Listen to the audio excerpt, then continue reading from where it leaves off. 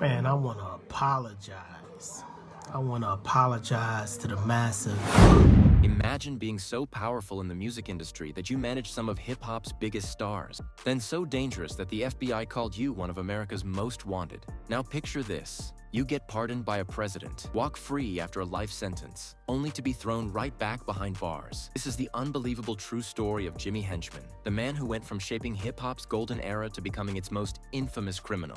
And trust me, the truth is wilder than any rap beef you've ever heard.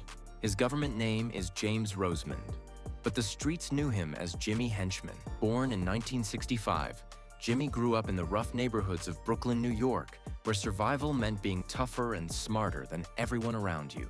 While other kids were playing stickball, young James was learning the rules of the street, rules that would later make him one of the most feared figures in hip-hop. But here's where Jimmy's story gets interesting. He didn't just choose one path. He walked both sides of the line simultaneously. By day, he was building an empire in the music industry, founding Czar Entertainment in the late 90s. His company managed legitimate superstars like The Game, Salt and Peppa, and Brandy. By night, though, rumors swirled about his involvement in a massive drug trafficking operation. Think of it like having a successful restaurant in the front while running an entirely different business in the back. For years, Jimmy balanced on that razor's edge between mogul and criminal. Now, if you know anything about hip-hop in the 2000s, you know it was explosive, and Jimmy Henchman was right in the middle of the biggest conflicts. His relationship with The Game started professionally. Jimmy was his manager during Game's meteoric rise. But in hip-hop, business and beef are often inseparable. The real fireworks started with 50 Cent and his G-Unit crew member, Tony Yayo. The tension was thick enough to cut with a knife. In 2007, things escalated when Yayo allegedly approached Jimmy's 14-year-old son and allegedly slapped him. For someone like Jimmy Henchman, this wasn't just disrespect. It was a declaration of war. The streets started asking, would Jimmy retaliate? And if so, how far would he go? Here's where it gets movie-level crazy. In 2000, before any of this, there was an infamous shooting at a New York radio station where 50 Cent was attacked. For years, whispers connected Jimmy to the incident. Did he try to kill 50 Cent? The streets had their theories, and so did the prosecutors. While Jimmy was never convicted for that specific incident, the shadow of that violent reputation followed him everywhere. It's like when smoke follows fire. Whether he lit every match or not, people believed he was holding the lighter. But here's the thing about living a double life. Eventually, one side catches up with you.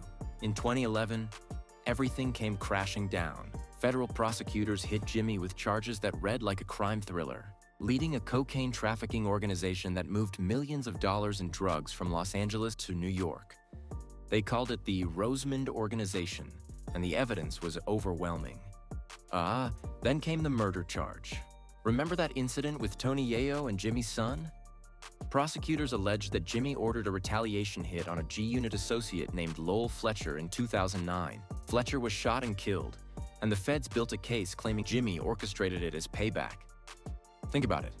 This was a man who'd successfully navigated two worlds, but revenge would become his downfall. The convictions piled up like dominoes. Drug trafficking, guilty. Murder for hire, guilty. Witness tampering, guilty. In 2012, Jimmy Henchman received life in prison plus 20 years.